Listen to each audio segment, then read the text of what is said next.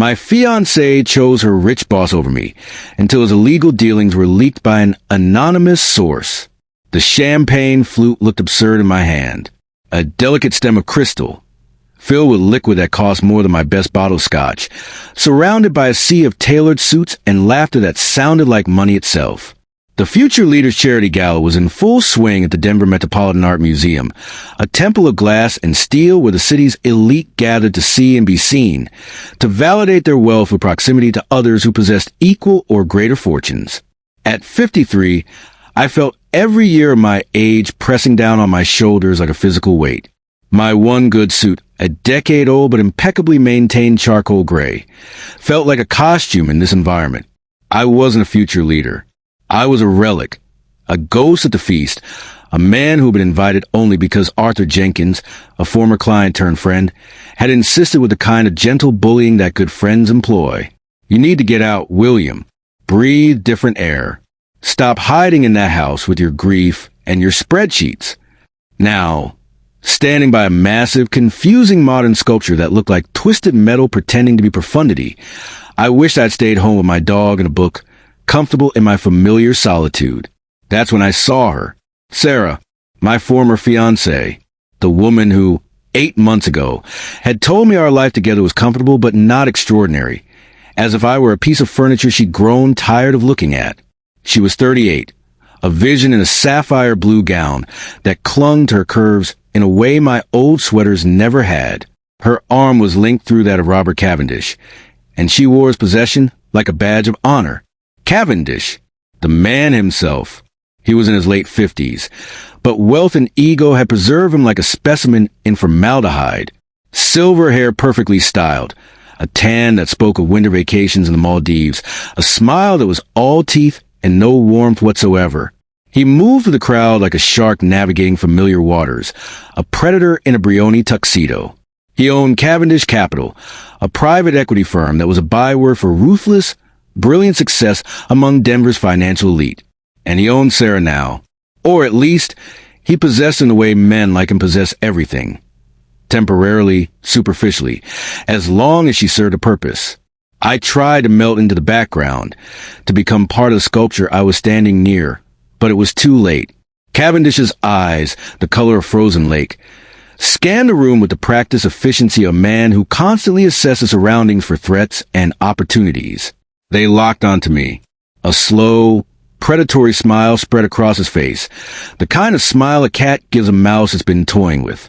He whispered something to Sarah, and she turned. Her smile didn't falter, but it tightened at the edges, a flicker of something passing across her face. Pity? Annoyance? Embarrassment? Before it was gone, replaced by the polished social grace she cultivated in her new life. They glided over, a royal couple condescending to greet a peasant at the edges of their kingdom. William, Cavendish boomed, his voice cutting to the murmur of conversation like a knife through silk. A few heads turned, curious about what spectacle might be unfolding. I'm surprised to see you here. I didn't think this was your scene. Aren't these tickets a bit outside your budget? The barb was delivered with a smile, making it socially acceptable cruelty. Robert, I nodded, my voice deliberately calm and measured. Arthur Jenkins invited me. He thought I needed to get out more. Ah, Jenkins. Good man. Solid investor, if a bit conservative. Cavendish's gaze swept over my suit with a dismissive, inventory-taking glance of man who calculated worth by appearance. Still grinding away in that compliance office? Sarah mentioned you were thinking of retiring soon. Wise man. Know when you're beaten. No shame in stepping aside for younger, more ambitious men. The small circle that had formed around us tittered politely. The way people laugh at powerful men's jokes even when they aren't funny. My knuckles tightened around the champagne flute. I set it down carefully on a passing tray before I cracked the delicate stem, channeling my anger into deliberate, controlled movement. Sarah finally spoke, her voice softer than Cavendish's, but laced with false kindness that cut far deeper than his blunt arrogance. We just wanted different things, William. You're happy with a quiet life, with routine and predictability. Robert builds empires. He changes industries. He makes things happen. She looked up at him with an adoration she'd never once shown me in our 5 years together, her eyes shining with a devotion that made my stomach turn. This was the narrative they constructed for their social circle. William, the steady, boring forensic accountant, put out to pasture. Cavendish, the titan of industry, the visionary, the man who made billions while ordinary men counted pennies. It was a clean, simple story for their new, glamorous world, one that justified Sarah's calculated abandonment of our relationship. I felt the eyes of the crowd on me, waiting for my reaction with a hungry anticipation of people who enjoy watching others humiliated. They expected shame, anger, perhaps a pathetic plea for Sarah to reconsider. I gave them none of it. I just smiled, a tired, knowing smile that didn't reach my eyes, the smile of a man who possessed information no one else in the room had. Empires are impressive, I said, my voice even and conversational. I've always been more interested in their foundations, though. The structural integrity, so to speak. Take your recent merger with Omni Global Holdings, Robert. The numbers were audacious, truly remarkable, leveraging offshore entities in the Caymans to facilitate that kind of exponential growth must have required some very creative financial engineering, the kind that pushes boundaries. The air around us went still, as if someone had sucked all the oxygen out of our little circle. Cavendish's smile didn't slip, but became fixed, a mask frozen on his face. The mention of Omni Global was a pebble dropped into a still pond, creating ripples that only he could fully perceive. To anyone else in our circle, it was just business jargon, the kind of shop talk that happens at these events. To him, it was a first, faint tremor of an earthquake. The details would bore you, William, he said, his voice a fraction tighter, his jaw clenched almost imperceptibly. It's complex work, the kind that requires vision and risk tolerance most people simply don't possess. But the results speak for themselves. We doubled our asset base in 6 months. You can't argue with success, can you? No. I agreed mildly, taking a small sip from a fresh glass of champagne a server had placed in my hand. You can't argue with success, but you can certainly audit it. Numbers tell stories, Robert. Sometimes those stories are quite different from the official narrative. His eyes narrowed almost imperceptibly, a crack in the perfect facade. The crowd, sensing a shift in the dynamic, leaned in slightly. This was more interesting than the usual gala small talk about vacation homes and stock portfolios. Sarah touched his arm, her fingers light but insistent. Robert, darling, the mayor is waiting to speak with you. We shouldn't keep him. Cavendish patted her hand with forced gentleness, his gaze still locked on me with an intensity that would have frightened most men. Of course, my dear. William, enjoy the art. I'm sure there are some pieces here more suited to your aesthetic. Perhaps something in the minimalist section. Very simple, easy to understand. He gave me one last, contemptuous look and led Sarah away, the crowd parting for them like the Red Sea, their moment of social dominance complete. I stood there, the hum of the gala fading into a dull roar in my ears. The public humiliation was complete, exactly as I'd known it would be. But as I watched them glide away, Sarah's hand possessively on Cavendish's arm, I felt no anger, no wounded pride. Only a cold, settled certainty that had been building in my chest for 8 months.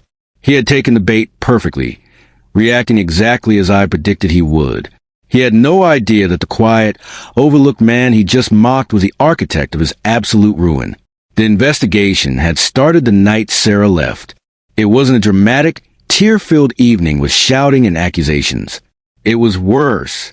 It was quiet, civilized, and final, like a surgical procedure performed with cold precision.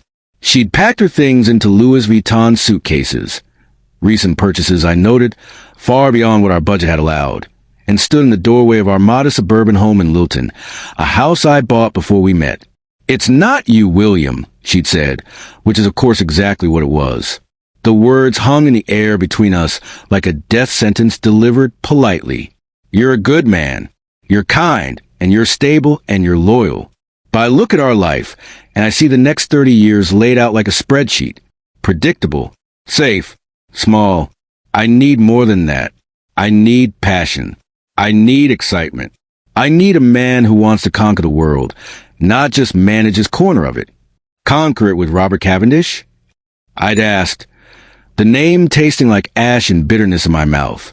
She hadn't denied it, hadn't even bothered to look embarrassed. He sees potential in me you never did. He's building something extraordinary, William, something that matters. And he wants me by his side as a partner, not just as someone come home to at the end of a boring day. And what is he building, Sarah? I'd asked, my voice hollow, already knowing she didn't have a real answer. Do you even know? Or do you just see the private jets and the penthouse views and the charity galas? Do you understand how he makes his money? She looked at me with genuine pity then, the kind reserved for people who simply don't understand how the world really works. You see, that's your problem, William. You're always looking under rocks, always suspicious of anyone who is more than you, always assuming there's something wrong. Just because someone is successful, it's a small way to live. It's a bitter way to live. Robert took risks and won. You played it safe and stayed exactly where you started. With that final indictment of my character, she was gone. The house was silent, filled only with the ghosts of our future and the phantom presence of plans we'd made that would never materialize. I'd sat in my leather armchair, the one she'd always hated for being too worn and comfortable, and I felt the foundations of my life crumble like a building weakened by decades of neglect suddenly collapsing. But I am, at my core, a forensic accountant. Not just an accountant. Forensic.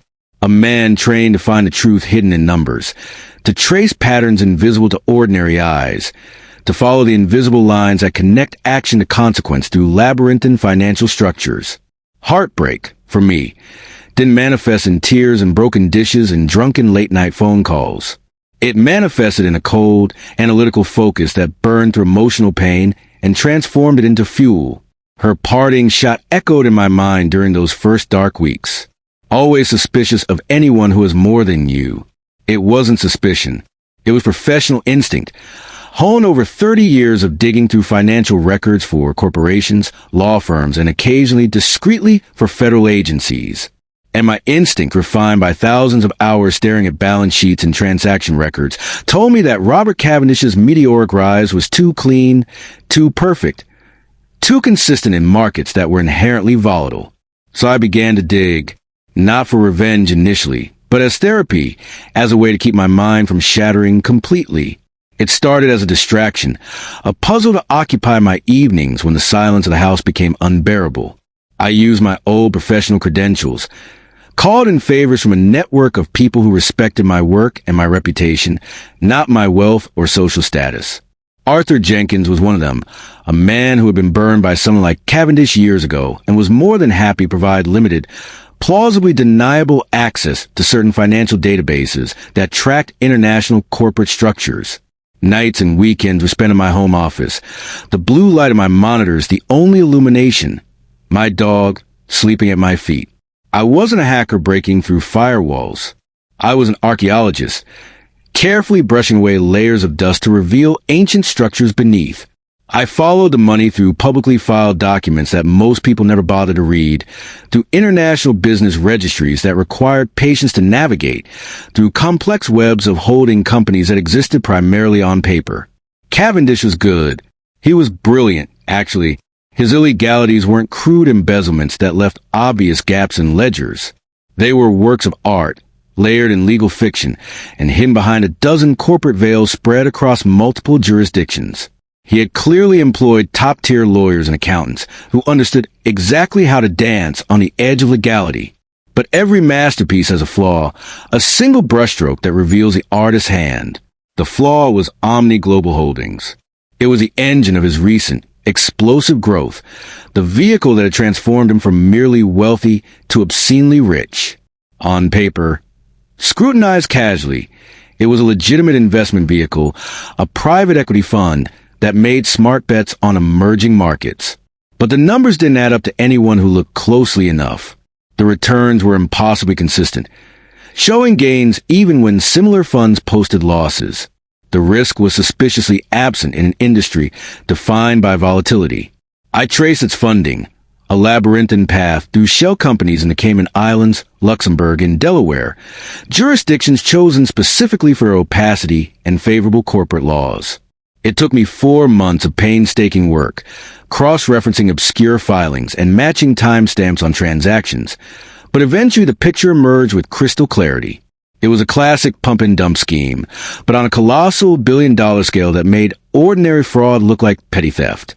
He was using phantom assets and deliberately inflated valuations to lure in legitimate investors, pension funds, university endowments, charitable foundations, institutions that represented the life savings and futures of thousands of ordinary people.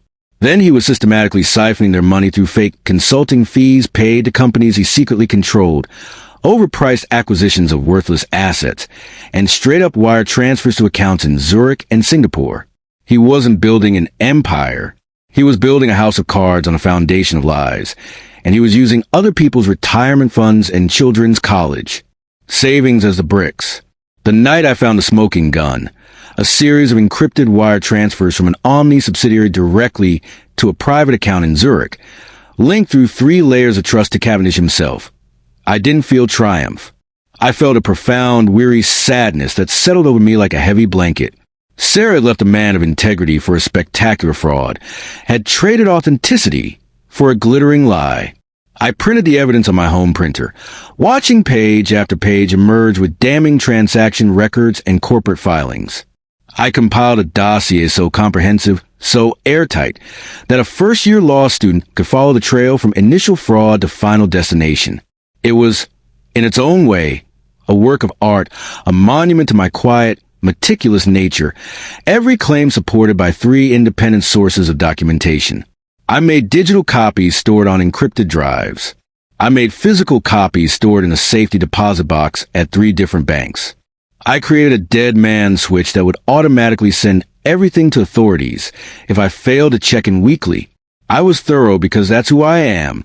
I was the anonymous source, carefully protected, and I was ready to strike. But I waited. A good hunter knows patience, knows that timing is everything. I wanted the perfect moment. The moment when Cavendish felt most invincible, most untouchable, most certain of his own brilliance. That's when the fall would hurt most, when the contrast between his perceived power and his actual vulnerability would be greatest. The gala was that moment. Back in the present, the gala was reaching its crescendo. Cavendish, flushed with a small victory over me, with the satisfaction of having publicly humiliated an ex-rival, took the stage to thunderous applause. The spotlight loved him, or perhaps he simply knew how to command it. He tapped the microphone, and the room fell into a reverent hush, hundreds of wealthy people eager to hear what wisdom he might dispense. "Ladies and gentlemen," he began, his voice oozing charm and confidence and barely concealed arrogance. "We are here tonight not just to celebrate past successes, but to invest in the future. And at Cavendish Capital, the future is now. The future is bold. The future belongs to those willing to seize it." He launched into a speech, a polished, rehearsed monologue about vision and disruption and transformation. He painted a picture of a new, global fund, the Ascendancy Fund, that would revolutionize green technology and sustainable energy. It was a masterpiece of hypocrisy, using the veneer of environmental responsibility and social consciousness to mask pure greed. He detailed the staggering initial investments already committed, the projected returns that would make early investors wealthy beyond their dreams. He name-dropped prestigious institutions that had already signed on: a major California pension fund, 2 Ivy League endowments, a European sovereign wealth fund, their reputations lending his scheme an air of unassailable legitimacy. I stood at the back of the room, my heart beating a slow, steady rhythm like a countdown. This was it. He was officially pitching his fraud to the world, committing his crimes in real time with every lie that passed his lips, creating a permanent video record of his criminal intent that would be admissible in court. He finished with a dramatic flourish, his voice rising with manufactured passion. The Ascendancy Fund isn't just an investment. It's a legacy. It's a statement that we believe in a better future. And I invite you all, each and every one of you, to be part of something truly transformative. The applause was thunderous, a wave of adulation washing over this king of finance. He stood there basking in it, soaking up the worship, his arm around Sarah, who gazed up at him as if he had just parted the Red Sea or turned water into wine. As the applause began to die down, I started to walk. I didn't rush. I moved with the deliberate, measured pace of a man who had already done all the hard work, who was simply executing the final step of a long-planned operation. I walked past tables of clapping guests, my eyes fixed on the stage, my expression calm. I felt curious glances following me, confusion rippling through the crowd. Who is that old guy in the dated suit? What's he doing? Is this part of the program? I reached the base of the stage just as Cavendish was about to step down, his moment of glory complete. He saw me approaching, and his smile turned condescending once more, tinged with annoyance. "William, did you have a question about the fund? I'm afraid the minimum buy-in is rather substantial. $5 million. Actually, perhaps there's a more suitable investment vehicle for someone in your position." A few people nearby chuckled, enjoying the casual cruelty. I ignored him completely and stepped up onto the stage in one smooth motion. The event coordinator made a move to stop me, but I held up a hand, and something in my expression, the cold, final certainty of a man who had nothing left to lose and everything to gain, made him freeze mid-step. I turned to face the crowd. Hundreds of most powerful people in Denver looked back at me, their faces a mixture of confusion, amusement, and growing curiosity. The room went silent, the kind of silence that precedes something significant. I didn't take the microphone from its stand. I didn't need to. My voice, trained over decades to carry in boardrooms and depositions, projected through the sudden quiet. "That was a very impressive speech, Robert." I began, my tone conversational, almost friendly. "A legacy, you called it." "You're absolutely right. But I'm afraid it's not the legacy you think it is." Cavendish's smile was now a grimace, his jaw clenched so tight I could see the muscles working. "William, this is neither the time nor the place for your sour grapes. You're embarrassing yourself. This isn't about grapes, Robert. It's about fraud. On a truly epic, historic scale." A gasp rippled through the room like a physical wave. Phones, which had been recording Cavendish's speech for social media, were now swiveling to point at me, at this unexpected drama unfolding on stage. "You see," I continued, my voice cutting to the rising murmur. "Approximately 45 seconds ago, an anonymous source delivered a comprehensive forensic dossier to the Securities and Exchange Commission, the Financial Crimes Enforcement Network, the FBI's Financial Crimes Division, and the financial desks at the Wall Street Journal, the Financial Times, and Bloomberg News. That dossier contains a complete audit of Cavendish Capital, with particular focus on the Omni Global Holding scheme and this new vehicle he just pitched to you, the Ascendancy Fund." The color drained from Cavendish's face like water from a sink. "You're insane," he whispered, but the words were swallowed by the growing roar of the crowd. "The dossier details," I went on, my voice steady and clear, "how Robert used a network of offshore shell companies to inflate asset values through circular transactions. How he fabricated returns using money from new investors to pay old investors, a textbook Ponzi scheme. How he systematically looted pension funds and endowments through fake consulting fees and fraudulent acquisitions. It traces over $240 million from the Omni Global Feeder Fund directly to accounts under his personal control." I looked directly at him, my eyes cold and pitiless. "You see, Robert, some men build empires. Others, like me, learn how to read their foundations.